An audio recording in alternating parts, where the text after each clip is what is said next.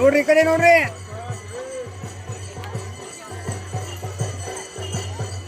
ಕಡೆ ಮ್ಯಾಲ ನೋಡ್ರಿ. ಕ್ಯಾಮ್ರಾ ನೋಡ್ರಿ, ಕ್ಯಾಮ್ರಾ ಮೊಬೈಲ್ ನೋಡ್ರಿ. ಮುಖ್ಯ ಅವ್ರ ಮೊಬೈಲ್ ನೋಡ್ರಿ. ನೋಡ್ರಿ ಟಿವಿ ಬಿಡ್ತಾರೆ ನೋಡ್ರಿ. ತೇಜ್ ಪ್ರಭಾ ನಾಳೆ ಬಿಡ್ತಾವಲ್ಲ.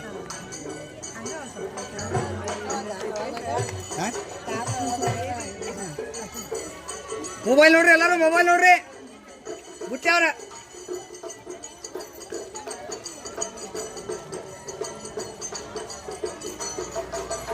ಮತ್ತೆ ಬಿಟ್ಟಾರ ಬಂದ್ರೇನ್ರಿ ಹೆಚ್ಚಾದ್ರಲ್ಲ ಕಟ್ಟಿ ಮ್ಯಾಗ ತಗೋತಾನೆ. ಇದು ಆಗತ್ಕಲ್ಲಿ ತಗೋತಾನೆ, ಅದು ಲಾಸ್ಟ್ ಆಗ ತಗೋತಾನೆ. ಈಗ ನೋಡ್ರಿ ಮೊಬೈಲ್ ನೋಡ್ರಿ.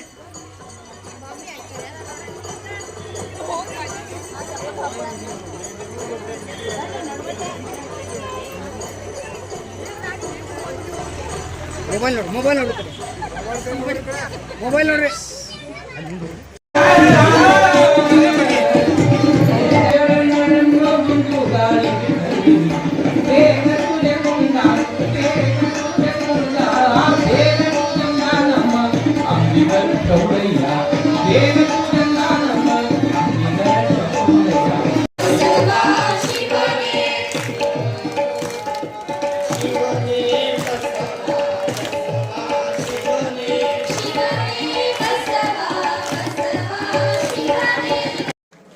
ತೇಜ್ ಪ್ರಭು ನ್ಯೂಸ್ಗೆ ಸ್ವಾಗತ. ಬೆಳಗಾವಿ ಜಿಲ್ಲೆ ಹುಕ್ಕೇರಿ ತಾಲೂಕಿನ ಅಮ್ಮಿನಭಾವಿ ಗ್ರಾಮದ ಪಾವನ ಕ್ಷೇತ್ರವಾದ ಶ್ರೀ ವೀರಭದ್ರೇಶ್ವರ ದೇವರ 12ನೇಯ ವರ್ಷದ ಜಾತ್ರಾ ಮಹೋತ್ಸವ ನಡೆಯಿತು. ಈ ಪ್ರಯುಕ್ತವಾಗಿ ಶಿವಶರಣೆ ಶ್ರೀ ದಾನಮ್ಮ ದೇವಿ ಜೀವನ ಚರಿತ್ರೆ ಪ್ರವಚನ ದಿನನಿತ್ಯವೂ ಎಂದರೆ 18 ಡಿಸೆಂಬರ್ 2025ರಿಂದ ರವಿವಾರ ದಿನಾಂಕ 28 ಡಿಸೆಂಬರ್ 2025ರವರೆಗೆ ನಡೆಯಿತು. ಪ್ರತಿದಿನ ಸಾಯಂಕಾಲ 8ರಿಂದ 9ವರೆಗೆ ಈ ಪ್ರವಚನದ ಕಾರ್ಯಕ್ರಮ ನಡೆಯಿತು. ದಿನನಿತ್ಯವೂ ಎಲ್ಲರಿಗೆ ಮಹಾಪ್ರಸಾದದ ಆಯೋಜನೆ ಮಾಡಲಾಗಿತ್ತು. ಈ ಕಾರ್ಯಕ್ರಮದ ದಿವ್ಯ ಸಾನ್ನಿಧ್ಯ ಶ್ರೀಮನ್ ನಿರಂಜನ ಪ್ರಣವಸ್ವರೂಪಿ ಜಗದ್ಗುರು ಡಾಕ್ಟರ್ ಪಂಚಮಶ್ರೀ ಶಿವಲಿಂಗೇಶ್ವರ ಮಹಾಸ್ವಾಮಿಗಳು, ಜಗದ್ಗುರು ಶ್ರೀ ದುರುಂಡೇಶ್ವರ ಸಿದ್ಧ ಸಂಸ್ಥಾನ ಮಠ ನಿಡಸೋಸಿ ನೇತೃತ್ವ ಶ್ರೀಮನ್ ನಿರಂಜನ ಪ್ರಣವಸ್ವರೂಪಿ ಸಂಪಾದನಾ ಮಹಾಸ್ವಾಮಿಗಳು, ಜಗದ್ಗುರು ಶ್ರೀ ಸಂಪಾದನಾ ಚರಮೂರ್ತಿ ಮಠ ಚಿಕ್ಕೋಡಿ ಪ್ರವಚನಗಳ ನುಡಿ ದಿನನಿತ್ಯ ಪರಮ ಪೂಜ್ಯ ಶ್ರೀ ಕೃಪಾನಂದ ಸ್ವಾಮೀಜಿ ಶ್ರೀ ಕಾಡಸಿದ್ದೇಶ್ವರ ಮಠ ಜಾರಕಿಹೊಳಿ. ಸಂಗೀತ ಸೇವೆ ಅಲಿಸಾಬ್ ಬಹುರೂಪಿ ನವಲಿಹಾಳ್, ತಬಲಾ ಸಾತ್ ಕಾಳಪ್ಪ ಬಡಿಗೇರ್ ಬಡಕುಂದ್ರಿ. ಈ ಒಂದು ಕಾರ್ಯಕ್ರಮದಲ್ಲಿ ಇವರೆಲ್ಲರೂ ಉಪಸ್ಥಿತರಿದ್ದರು. 28 ಡಿಸೆಂಬರ್ 2025ರಂದು ಸಂಜೆ 6 ಗಂಟೆಗೆ ಮುತ್ತೈದೆಯರು ಮತ್ತು ಅಮ್ಮಿನಭಾವಿಯ ಗ್ರಾಮಸ್ಥರು ಮಹಿಳೆಯರು ಹೋಳಿಗೆಯ ನೈವೇದ್ಯ ಬುತ್ತಿ ಮಾಡಿಕೊಂಡು ಭವ್ಯವಾಗಿ ಮೆರವಣಿಗೆ ಮಾಡಿಕೊಂಡು ದೇವಸ್ಥಾನಕ್ಕೆ ಆಗಮಿಸಿದರು. ಇವತ್ತು ಪ್ರವಚನ ಮಹಾಮಂಗಲವಾಯಿತು. ದೇಣಿಗೆದಾರರಿಗೆ ಟ್ರಸ್ಟ್ದಾರರಿಗೆ ಸತ್ಕರಿಸಿ ಗೌರವಿಸಲಾಯಿತು. ಇದೇ ಸಂದರ್ಭದಲ್ಲಿ ಶ್ರೀ ಸತ್ಭಕ್ತ ಮಂಡಳಿ, ಶ್ರೀ ವೀರಭದ್ರೇಶ್ವರ ಟ್ರಸ್ಟ್ ಕಮಿಟಿಯ ಪದಾಧಿಕಾರಿಗಳು, ಸದಸ್ಯರು ಹಾಗೂ ಅಮ್ಮಿನಭಾವಿಯ ಭಕ್ತಾದಿಗಳು, ಸುತ್ತಮುತ್ತಲಿನ ಭಕ್ತಾದಿಗಳು ಈ ಕಾರ್ಯಕ್ರಮದಲ್ಲಿ ಭಕ್ತಿಯಿಂದ ಶ್ರದ್ಧೆಯಿಂದ ಪಾಲ್ಗೊಂಡಿದ್ದರು. ತೇಜ್ ಪ್ರಭು ನ್ಯೂಸ್, ಅಮ್ಮಿನಭಾವಿ.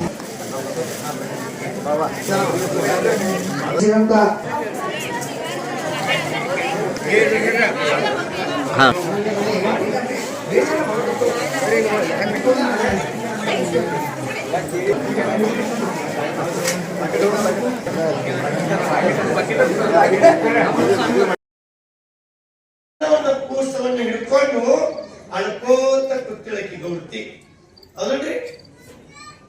ಯಾಕಂದ್ರೆ 6 ತಿಂಗಳ ಹಿಂದೆಯೂ ಅಕ್ಕಿ ಗಂಡವನ್ನು ತೀರಿದ್ದ. ಆಮೇಲೆ ಒಂದು ಕೂಸವನ್ನು ಹಡಿದಳು. ಒಂದು 6 ತಿಂಗಳ ವರ್ಷದ ಕೂಸಿತ್ತು.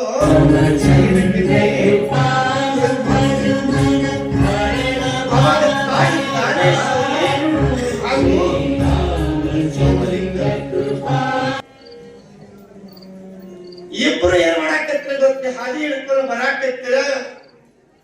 ಆ ಪವಾಡವನ್ನು ನೋಡಿ ಸೋಮಲಿಂಗ ಹೆಂಗಿದ್ದ ಗೊತ್ತ, ಹೆಂಗ ಸೋಮಲಿಂಗದ ಪುಣ್ಯಾತ್ಮ ಅನ್ನೋ ಒಂದು ಕಥೆ ಹೇಳ್ತೀನಿ ನಿಮ್ಗೆ ನಾನು. ಸೋಮಲಿಂಗ ಹೆಂಗಿತ್ತ ಇದ್ರೆ ನೀವು ಕಲ್ಪನೆ ಮಾಡಕ್ ಸಾಧ್ಯ ಇಲ್ಲ. ಅವರ ಯಾವಾಗ ಒಂದು ಹಡಗಿನ್ಯಾಗ ಕುಣಿಬೇಕಂತ, ಈ ಕಡೆಯಿಂದ ಆ ಕಡೆ ಹೋಗಬೇಕಂತ, ಹಡಗ ಒಳಗ 50 ಜನ ಕೂತಿರ್ತಾರ. ಆ ಸೋಮಲಿಂಗ ಒಂಥರ ಹುಚ್ಚ ಇದ್ದವು. ಅವರು ಬರುವಂತ ನೋಡಿ ಆ ಹಡಗ ಒಳಗೆ ಬಂದು ಕುಣಿಬೇಕಂತಾರ. ಏನ್ ಮಾಡ್ತಾರ ಗೊತ್ತ್ರಿ? ಹಡಗಿನಾಗಿನ ಜನ ಎಲ್ಲ ಎದ್ದ ಕೆಳಗೆ ಹೋಗ್ತಾರ. ಯಾಕಂದ್ರ ಈ ವ್ಯಕ್ತಿ ಹಡಗಿನಾಗ ಕೂತಂದ್ರ ನಾವು ಹಡಗಿನಾಗ ಕುಂಡ್ರಂಗಿಲ್ಲ ಅಂತ, ಅಷ್ಟು ಕುರುಪಿದ್ದಂತ.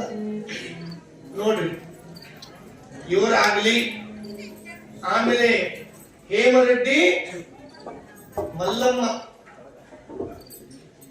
ಗಂಡಿಯಾರ್ಲಿ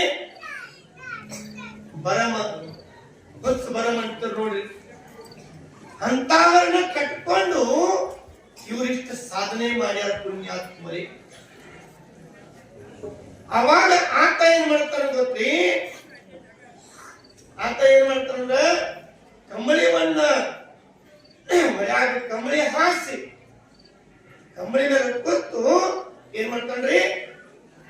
ಬಳಿವನ್ನ ಪಾರ ಮಾಡ್ತಕ್ಕಂತ ಬಳಿ ಮೇಲೆ ತಿಳ್ಕೋದ ಹೊಂಟಿದ ಕಂಬಳಿ. ಇಲ್ಲಿ ಏನಾಕೈತಿ ಗೊತ್ತ್ರಿ?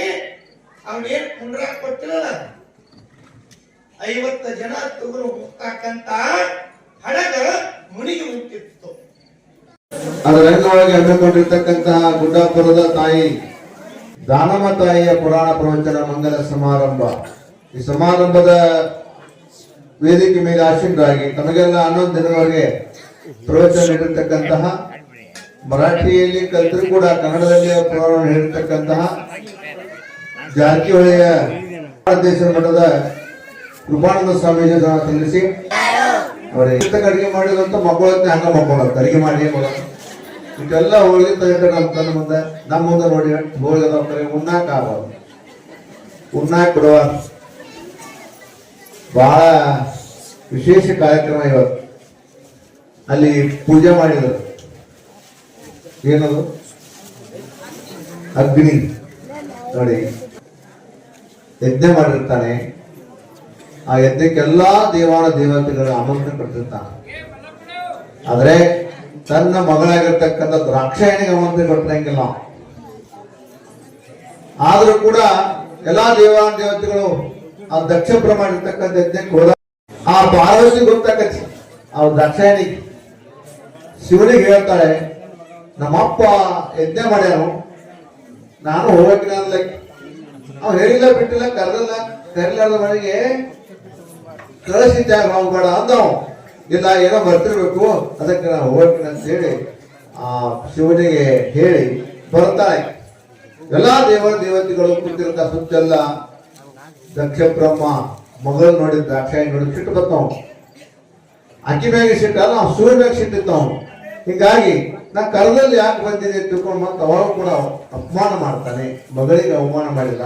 ಅಷ್ಟ ಅಲ್ಲ, ಮಗಳ ಗಂಡ ಯಾರ ಶಿವ, ಅವಾಗ ಅಪಮಾನ ಮಾಡಿದಾಗ ಆ ಹೆಣವಾಗಿ ಬಾಳ ಮಾಡಿಸಿ ಇನ್ನೂ ಆಗಿ ಅದ ಎತ್ತಿಕೊಂಡದೊಳಗೆ ಪ್ರಾಣ ಬಿಡ್ತಾಳೆ.